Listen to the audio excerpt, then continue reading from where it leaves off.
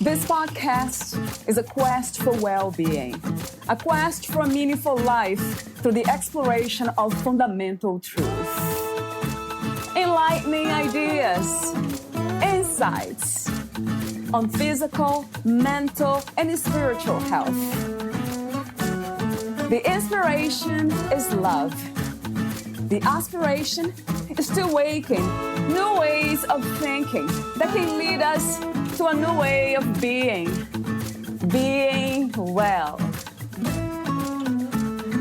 Welcome to Body, Mind, and Soul Healing Conversations.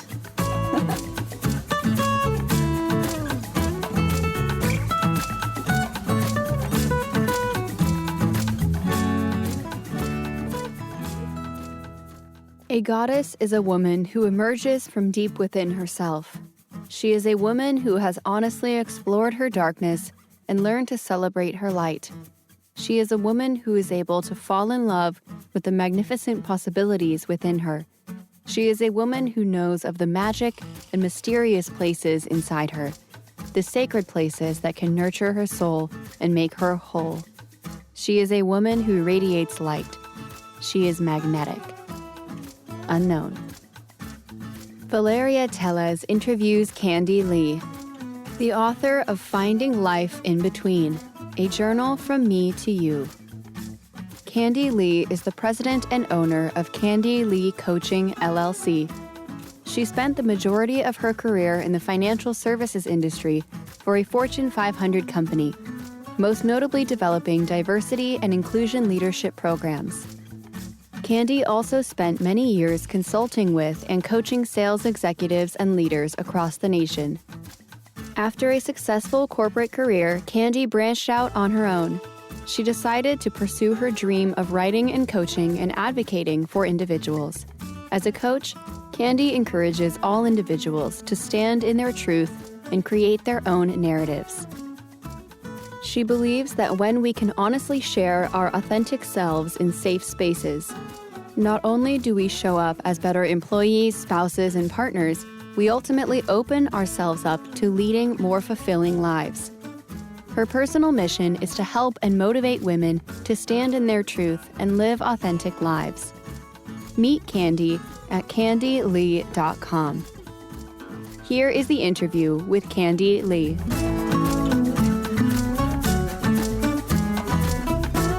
In your own words, who is Candy Leigh? Oh, thank you for that. In my own words, I would say that the person that I am today is very much a changed woman who's evolved from her past. And I believe that I'm a better version today than the woman that I used to be. I am a woman on a journey who is becoming more herself every day. And I'm really the current embodiment of my soul, of my own divine essence. And I'm learning to trust the uncertainty and the beauty of my path. And I guess I'm a guide of sorts for others who may be experiencing some of the similar paths that I've had in life. What does it mean to be a woman from your perspective? Oh, goodness. What it means to be a woman. I think that there's beauty in who we are as individuals, as souls having this body experience. And for me, being a woman means to understand and celebrate the way that my body works, the biology of it, the sensuality of it, the fact that I'm a mom. And to be a woman for me in this phase of my life is to embrace the physical and the emotional and the spiritual part of my being as a whole. What do you love most about being a woman? I think years ago, I may not have thought about loving being a woman because I felt like I was maybe hustling in a man's world as I, made it through my corporate life. But what I know to be true today and that I love about being a woman is that part of my feminine gift is to hold space and to listen and have meaningful conversations with people.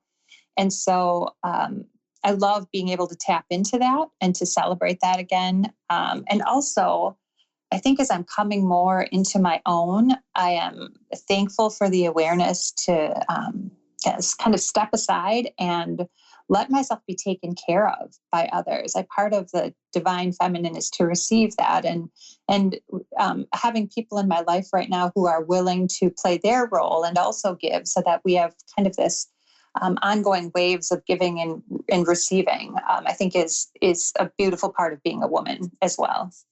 And my other question is about the challenges. Have you faced any challenges for being a woman? Oh my goodness. Indeed. My mind immediately goes to some of the things that I experienced again in corporate America, working through kind of the culture, which is a very white male dominated culture. But I think more importantly is on the path of my existence, it's been this expectation and this challenge that you can have it all. You can be a wife and a mother and an employer, an employee, and an advisor and a coach and an athlete and a friend and when you start putting all of those things on people, I think there's an expectation in our culture to succeed also. So it's like when you're juggling all these balls, the pressure of failure can come in. And when you're really dealing with that pressure, it can feel like you've built your life as a house of cards. So I think as women in particular, that can be a big challenge, that expectation of having it all. How do you define success these days? What is to be successful to you? And that too has changed over the years. Right. I think historically, I really thought about success in terms of, my financial situation and my career, continually growing in my career and making sure that we had a nice home and, a yard for the kids and the dogs and all of that. And now today, for me, it's less about those things. I mean, I definitely still enjoy having a home to live in and, that type of thing. But it's the balance. I think success for me is about balance and being present. And maybe even more so learning to trust in the divine timing of things that are happening in my life and to have patience and peace in that journey. What is your idea of balance? And do you connect balance to harmony somehow? Yeah, I love the balance and harmony together. Absolutely. Harmony itself, I grew up in a very musical family, so that resonates with me absolutely. But balance to me today, I think it's in terms of tuning in to what the needs are in this moment. So what does my body need to feel whole? Am I feeling like I'm living in my truth? Am I living spiritually where I need to be? Am I saying things that don't do harm to others, but are honoring the integrity of my expectations as well? And I think financially, especially here we are in this weird in between phase of pre-pandemic and post-pandemic COVID world, where am I honoring my relationships? How am I doing that differently today than I probably have in the past? And I think all of that requires awareness and balance and yes, that harmony piece as well, living in harmony. So I have some questions for you about your book, Finding Life in Between, which is a very inspiring title. When I looked at it, I'm like, wow, I love this. Thank you. Yeah, it inspires something beautiful. And maybe it goes back to the harmony inner peace. That's what makes me feel. So your book's titled Finding Life in Between, a journal from me to you. So before we get into some specific passages and topics in your book, let me ask you some more questions. What is life to you, Candy? Life to me is really an adventure. It's a calling to experience everything that this world has to offer that feels in alignment with the soul's purpose. I think life has a lot to do with it's a journey to maybe reconnecting to your soul, and remembering who you are. That saying about, who would you be if others didn't tell you who to be, right? Like that connection back to yourself. And I believe that this life is that we are energy, we are these souls that are having a human experience. And we chose to come here to really go on this journey, these adventures, and learn. Is this a belief system, or it is a form of spirituality? If you can define spirituality, it will be wonderful too. Well, that's sort of a magic question, right? That definition of spirituality is such a unique and personal experience. But I think from a religious perspective, I grew up very Lutheran, in the Lutheran Church, very strict religious upbringing. And so I think from a spiritual standpoint, I really used to think about God as this other being who kind of handed down judgment and also handed down the gift of life and handed down the reward of heaven, and that we were here to kind of live a life of service to this being outside of us. And I think now today, and this, like I said, it's so personal, and that journey of spirituality is one that never really ends. I think it's a constant evolution. And where I am today is to realize and believe that the divine essence lives within each of us. And when we're tapped into that and living out our truest purpose and calling, that it creates a sense of joy, and that connection to the spirit is part of our overall spiritual well-being. How do we know when we are living the soul's purpose or our unique gifts? Is there a moment in time where we realize that, or it is a process, let's say, a journey? Yeah, it's such an interesting question. And again, I think that for everybody, that's a unique experience. So I think for me, sort of light bulbs have gone on at different points in my life. And when I've really felt like I've been in flow and in the ease of my journey is where I've felt maybe closest to what my purpose is supposed to be. And also one of the things that in my book, and I talk about my purpose, I thought I was going to write and talk about these stories of life and love that connect all of us and look outward. And what happened was, as I was on my journey of writing, I kept reflecting and writing stories of myself and writing key learnings from my life. And I remember calling my publisher and saying, I'm not quite sure what to do here. I'm not writing what we had agreed upon. And she said something to me like, I think the moon is in Leo right now. It's causing reflection. Just go with it. and I said, okay, all right. I'm just going to roll with this right now. And so the book actually became more of a memoir and kind of a self-help book of a journey to worthiness.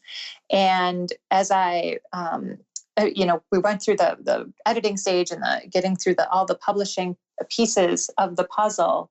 And literally, now that it's off of my hands, it's out of, we gave birth to this project and it's out there, and it's everything's wrapped up on this project. I actually stumbled across human design through some coaches that I was partnered with. And the one did a reading for me, and she said to me, "Did you know that you're a reflector?" And I said, I don't know. What's a reflector? I have no idea what this is. And she explained to me the purpose of the reflector, and that my lines were 3 in 1, and that a lot of my human design purpose is to have life experiences and then share them with others so that they don't have to maybe stumble through things the way that I did. And I told her about my book, and she said, "Do you realize you wrote your divine essence?" And I said, "Oh my goodness, I know, because I haven't even thought about this. This is all so new to me." So it's only been in the last few weeks, I think, that I've really started to maybe more fully understand what it means to truly trust this spirituality and trust this process. And it has come in little pokes and lights, and it has also been a process. So you already talked about the book, a bit about the process. Talk to me about how you became a writer and what was the inspiration to write your book, Finding Life in Between. Oh, such great questions. So my whole life I've written, whether it's, journals and things for myself or communications projects in my corporate world. And then last year, I found myself in a bit of a different situation where I had a major surgery and was sitting in a chair for about 3 months during my recovery, getting physical therapy and coming home and relaxing and letting my body take this time to heal. And my mind was so busy and my body couldn't keep up, obviously, from the surgery. So I wound up doing some ghostwriting projects. And what I realized was I thought, gosh, I guess I could really do something like this on my own instead of writing for somebody else. And I went back to my corporate job and was promptly laid off because of a transformation that the company was going through. So my position had basically been eliminated.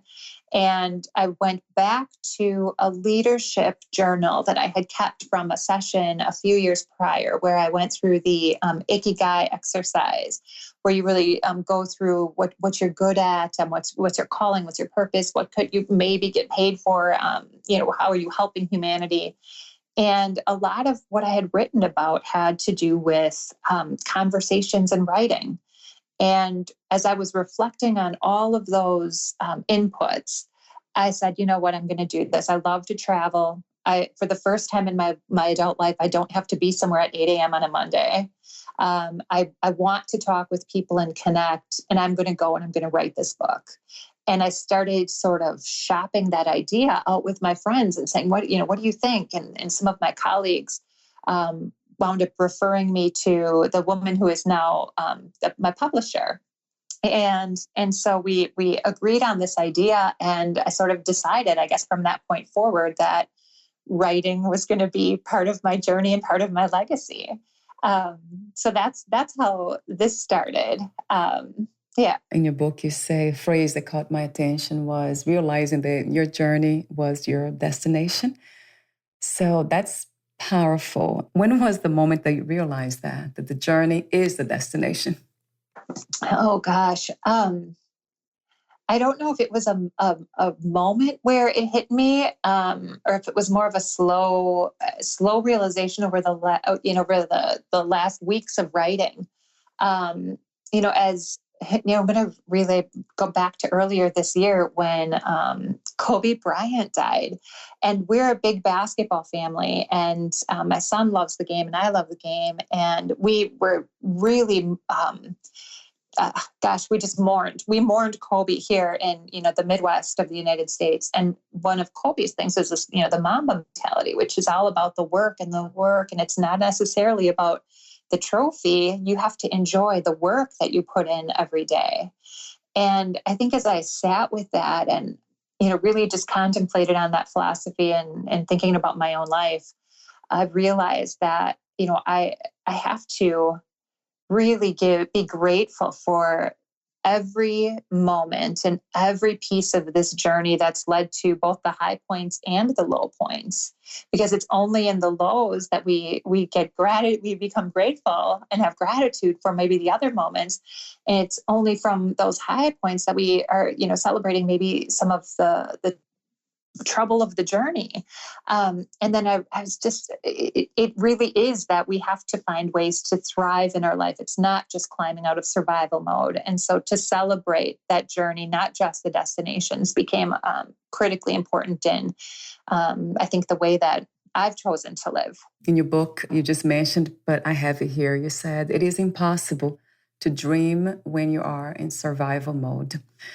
I think it's actually fear, isn't it, Candy? We are living driven by fear. Yeah, I think that especially right now in the world, there's so much uncertainty, and the fear and the scarcity, just a feeling of scarcity. And I think when we are in that survival mode of, am I going to make it? Am I going to be able to make my rent payment? Am I going to see my family when we're not sure? Grandpa is sick with COVID right now, and we're not sure if we're going to see him again. And all these things where we're so fearful of life, and we can't just pause, or maybe sometimes we don't give ourselves the permission to pause and say, no, we need to dream. We need to think about and vision, what might be the wildest dreams that we can imagine. And also, I think sometimes we don't give ourselves the grace to just be present because we're so worried and we're so fearful. I think both of those are important things to do. And speaking of that, what's happening this year with the COVID and all the changes we have been through, do you have a vision for a new reality or a better reality? Well, I think that's a great question. A vision for a reality for myself and my family is to find balance and be present with each other. And I, back when I was working in corporate, before I was laid off, I would leave every morning, and it's still in that misty, silvery color of the morning. And I would be driving to work thinking, so we're spending all this time in other buildings simply to provide homes that we don't get to live in. Wow. And I thought, gosh, there's something just seems so out of whack and out of balance with that. So now my vision is for me and my family, like I said, to have this presence with each other and to really live gratefully with each other and to honor and celebrate each other's journeys. And hopefully, be guides for each other along the way. And I think my hope for the community, my hope for our world community really is to, maybe it seems aspirational, but just to let go of the greed and to live in a space of peace where we can honor each other and celebrate the differences and also the divine energy that connects us all. You said healing and self-care are not to be confused with self-maintenance. I love that. So what is healing to you, Candy? Yes. So healing to me is the work of it's soul work. Healing to me is facing the realities of the fires of our past and walking through those fires so that we can own them and be in the truth of who we really are and maybe what has either happened to us or the choices that we've made that have brought us to today. And then I think healing is once we're able to see that and own that and stand in our truth, it is to assess where we are, know ourselves, know what our values are, and maybe try to dig in to understand our purpose. And then translate that into what are the steps that we're going to take for the future. And I think in that process of the soul work and really living authentically, that's where that healing comes in. So it's really for me a spiritual. It's a mind, body, spirit connection is the healing.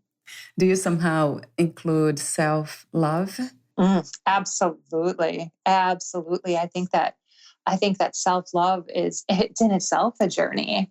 And I believe that we have to not only forgive ourselves, forgive others, even if we don't get the apology that we're hoping for.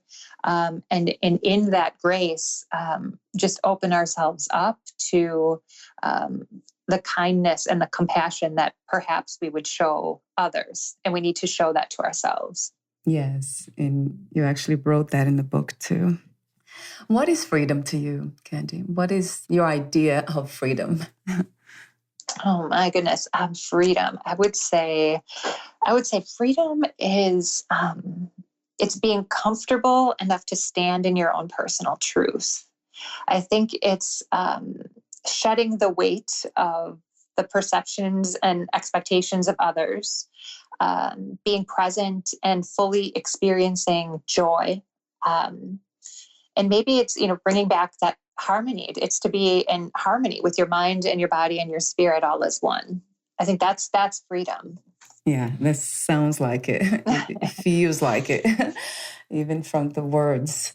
And I have a few more questions here. Let me see. I'll ask you this one. Do you ever use the word God? I do. I do. And to me, again, like I mentioned earlier, that God to me used to be kind of God in the sky who was separate from us, somehow connected, but still separate from us. And so I do still refer to God as God sometimes, but I also just had a really fascinating conversation with someone who said to me, sometimes I say goddess, or I'll say for goddess sake, or for, the divine goddess within. And this person said to me, well, isn't God a man? And I said, I think God or source or universe is whatever we perceive that entity to be. And for me, when I was growing up, one of the first things that I had said in one of my religion classes was, why are we using he and him when you keep telling me, teacher, that that's a universal situation? Then why don't we ever refer to anybody else as her and, she and her for the universal? Why is it always he and him? And that I was always a little kind of brushed under the rug with that challenge. And I said to this woman that I was having a conversation with, well, if that's the truth, if those teachers were telling us the truth all those years ago, then we absolutely can refer to God as goddess, even in the Christian church. Yes. So for me, I usually say goddess now, but yes, sometimes still use the word God. Why do you think this idea of God as a male came to be? Oh boy, we could spend hours talking about the patriarchy. True. I just think it was probably the way that the designs of society were, built. It's just the traditions that were built. And I also, if we were to dive into that, I would say there's all sorts of systems of repression that exist that, I've heard somebody else recently say, if somebody like you has never been brought in front of the Supreme Court for a decision, then you have privilege.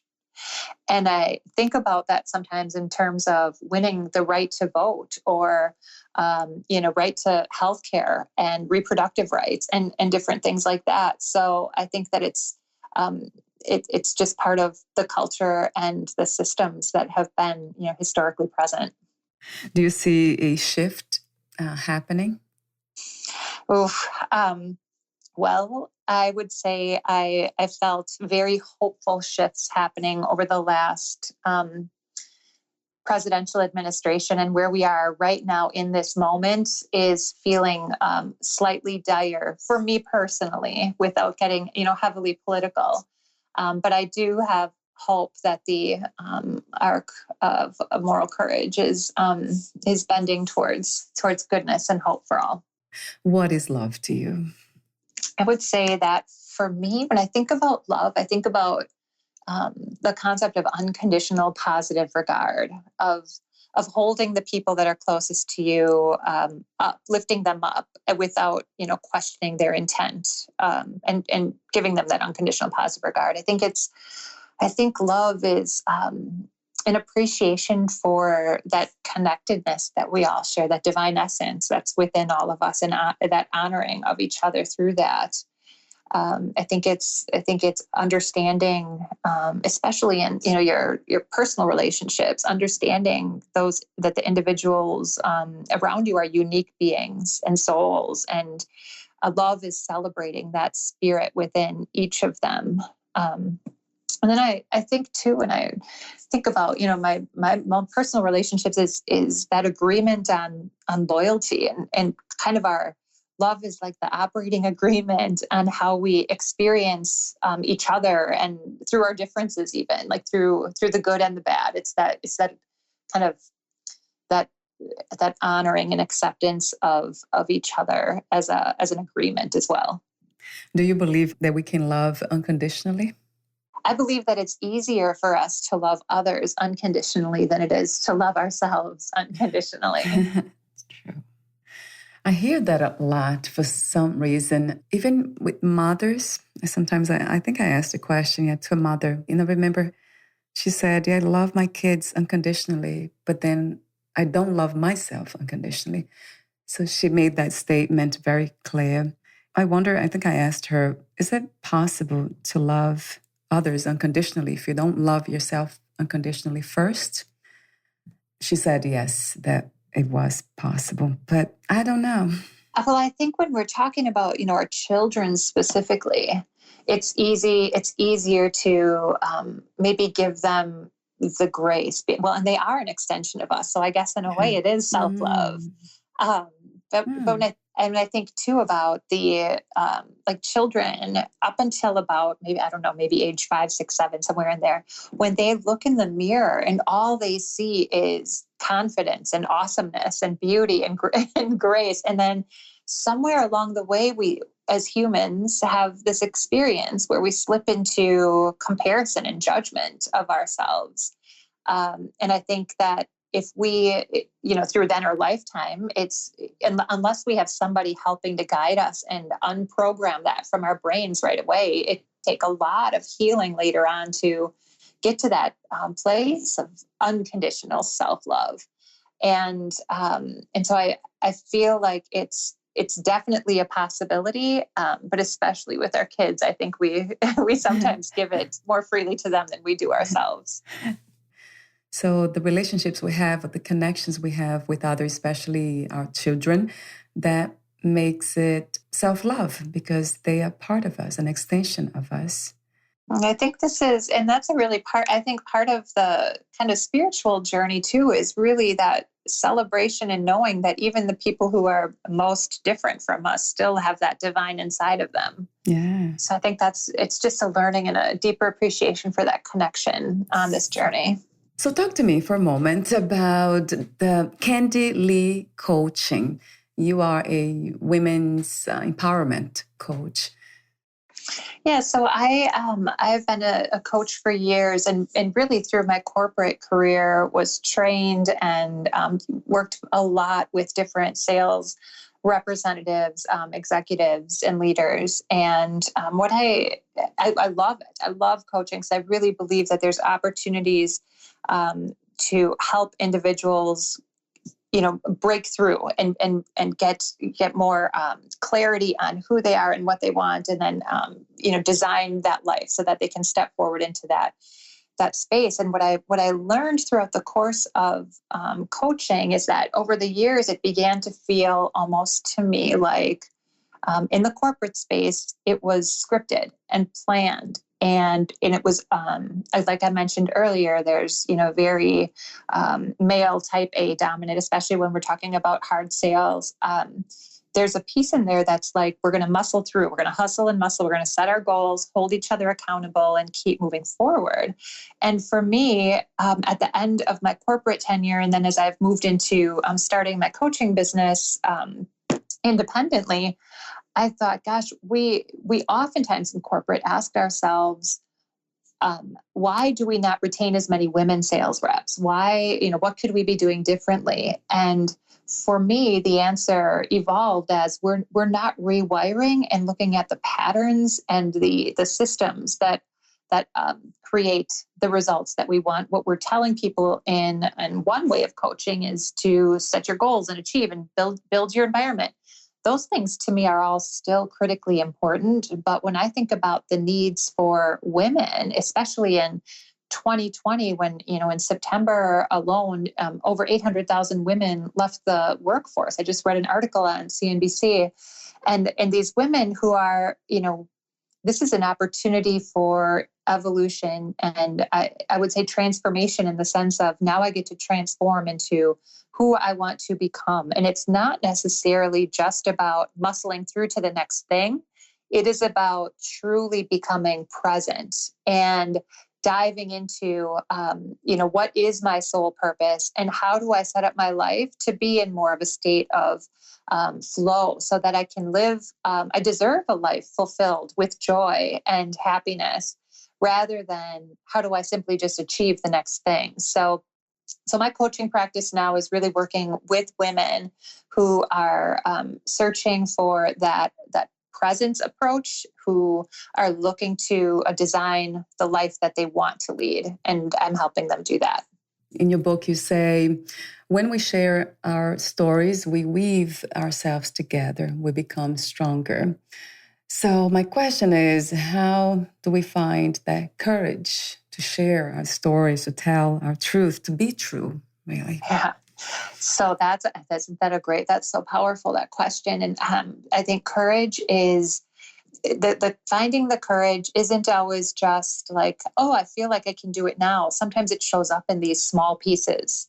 And I remember having a conversation with one friend who was going through some significantly traumatic events in her life. And she said, I just don't know how to stand up. I just don't know how to have the courage. And I said, when you're feeling brave and in the moment, it doesn't have to be right now, but when you're feeling brave enough to share what you need to share, then you do that. And you share a little at a time to the extent that you're comfortable until it comes pouring out of you in the wave that, or in a small trickle. And I think that it's tapping in and making sure that you have the person or the people around you to help guide you through that conversation, whether it's a therapist, a life coach, a spiritual guide. Make sure that you would just have trust with the person. And I really believe that when you have that courage and you stand in your truth, there's a freedom and a joy that comes with that. And it's scary. It's so very scary. But I think it's something worth going after. And I wonder, what are we afraid of when we hold back a lot of times to speak our truth? Have you noticed some patterns? So I'll just share my personal truth in that is, in my book, I share quite a few personal things that I was very unsure of sharing, almost to the point of not publishing the book, almost to the point of pulling it at the last minute and saying, I'm not doing this. I can't do this. And I had a very dear friend who said to me when I was having some of these thoughts, very unique soul. He was a very unique traveler on this earth. And he said to me, people need truth. He said, if you can't tell the truth, what good are you? And we had a kind of a chuckle about it. And at the same time, he said, this is what people are craving, because you might be able, what you share, you might be able to help one person. And if that one person helps one other person, that's the beauty of this. We're here to lift each other up. And as I thought through that, I decided to carry forward, but it's scary to bare our souls. And I think for me, I'm scared of the judgment that I might hear from other people, or the loss of relationships because people may not be happy with what I wrote. But I also think it's important to be authentic in that space. Yes, I agree. And that's why also it's very important to have a mentor or a coach, somebody, a guide that can support us and encourage us. Right. And I think that it's important to remember that, nobody can do the work for you. But having somebody to help you become the hero in your own life is a blessing. I do have another question about the dealing. I guess you already answered that question in a way about the dark thoughts we have. Yeah, the question is really, what do we do exactly? Do we accept those dark thoughts and let them be and flow and just pass through us? Or do we try to change them, replace them? Oh gosh. And this is something I think that every individual has to answer for herself. But in my experience, I would say that the dark thoughts are inevitable. And just because of the way that this life works and our human experience goes on, there will inevitably be times where we are challenged with the negative thoughts, or being put into a downward spiral in our own minds. And I think the best advice that was given to me that I'll share here was, somebody said to me, everything is meant, all of those thoughts and the emotions that they kick up are meant for a purpose. So let them move through you, let them cleanse you. And if you need to camp out in the darkness for a night, camp there, think through it, but don't take up residence there. Refuse to take up residence. So as you are really processing and thinking through what those pieces might be that are dark for you, journal about them. Write them down, and then after that emotion associated with those thoughts moves through you, you can burn your journal. You can throw it out, or you can tuck it away somewhere if you think that you might want to revisit it someday. But I do believe that those thoughts that create the feelings are there for a reason. I think replacing them or pushing them aside will only cause them to come back later, maybe stronger. And so I do believe that it's important to at least acknowledge them as you're moving through. Yeah, I love the idea of releasing those negative emotions and all, but also I heard about transforming them into something else. Yes. And I love that, because I feel as if you have, the negative thoughts that create negative emotions, and if you just let them live, they'll show up as physical pain or physical ailments in some way over time. And that's what we want to unpack and unwind and get yourself telling yourself the right stories of truth, and navigating through those thoughts and emotions so that you can, live a pain-free life emotionally and physically. So we're almost at the end. I have a few more questions for you. But before that, would you like to add anything or read a passage in your book? Sure. If it's all right with you, I think I will read the section of my book. The chapter is called Invitation, and it's a letter that it starts, "Dear Sister." Is that all right? Yes, absolutely. Yes. Okay. All right. Dear Sister, I began this journey by looking outward. I decided to combine the magic of the things I love, adventuring, traveling, connecting with people, and writing, in order to tell stories of the human experience. From the beginning, I committed to falling in love with this process, this art, this exploration of the unknown, even if it exhausted and confounded me. My goal was to dive into the spirit of human relationships and tell the tales of our connectedness, of our similarities and our differences. I was going to call my book Unwritten, Previously Untold Stories Collected on the Open Road. I romanticized the idea. I was excited. I was optimistic. It felt safe to write the stories of others. I didn't know exactly how it would come together, but I could feel in my soul that it was the right journey at the right time. Well, the right journey at the right time actually became an unexpected voyage of intense self-reflection. Rather than examining others, I was repeatedly nudged to look inward, to review the path of my own existence. The magic of traveling to unknown places, along with the voices of my spirit guides and the light of the moon, led me to hear stories that opened me up to my own vulnerability. As the safety of looking outward dissipated, I was left with the fear of confronting my own experiences and beliefs. The magic that moved me led me to breathe life into the words that came from my heart, through my fingers and onto paper, words that now fill the pages of this book. What I didn't realize was that these chapters would be my own catharsis and my own cleansing. My sister, I wanted to write for you about the stories of others, but it turned out that I needed my words for me first. I set out to write about the spirit of human connection, a collection of short stories celebrating the beauty of relationships and the mysteries of life. The universe, however, decided to challenge my idea by inspiring something different. A memoir, a sort of journal about some very real experiences of modern womanhood. I decided to let go of my expectations. I sat with the uncertainty that comes when inspiration meets creativity. And now, after a great deal of fear and worry and internal debate, I've decided to gift the end result, this book, to you. I now invite you to join me on this journey of hope and healing. The chapters within these pages are personal. They include adventures and secrets and friendships and wishes. They tell tales of conversations and connections that occurred not only while traveling, but also remembering. They also share stories that I was once too afraid and too ashamed to share. Dear sister, I need you to know that as you read, I do not expect you to take responsibility for my words, and I certainly do not expect you to take on the weight of my experiences. However, I anticipate that you may find some piece of yourself within these stories, and my hope is that you decide to open yourself up to the vulnerability that might meet you in your own reflections. Our stories alone do not define us, but they do have power.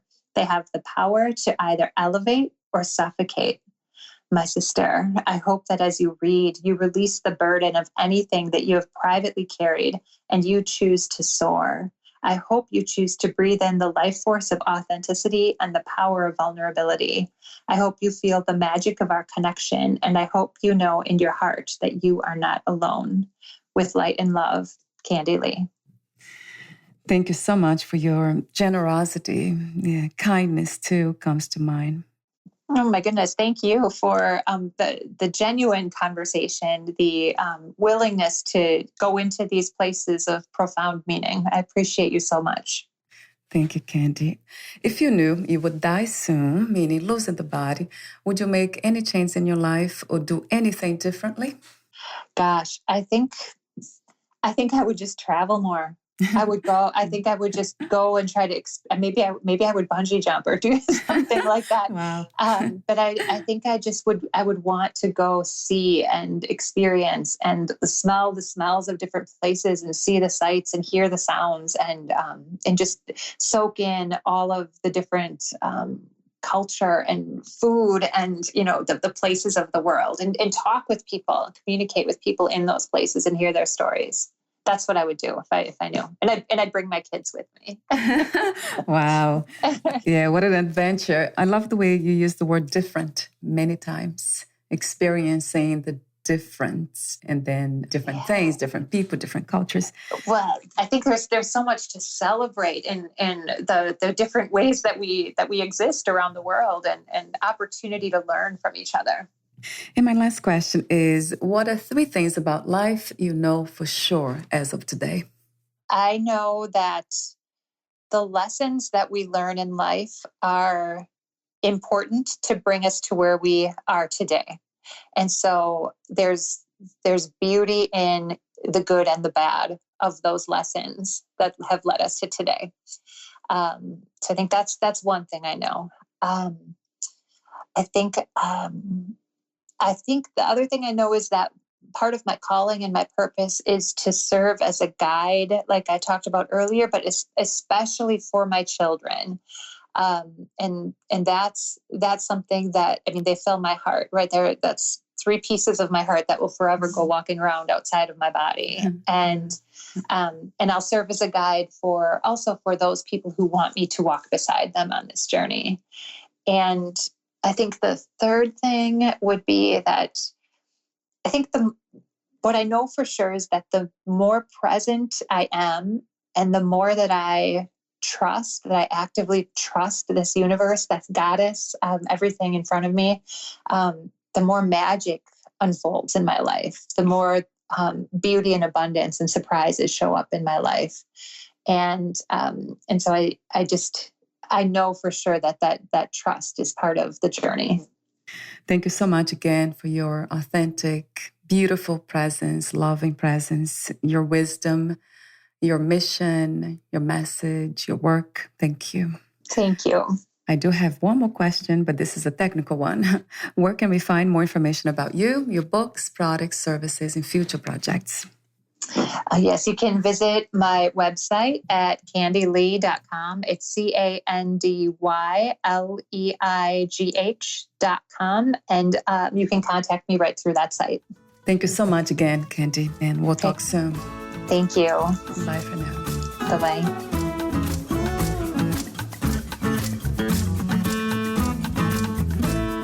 Thank you for listening. To learn more about Candy Leigh and her work, please visit candyleigh.com.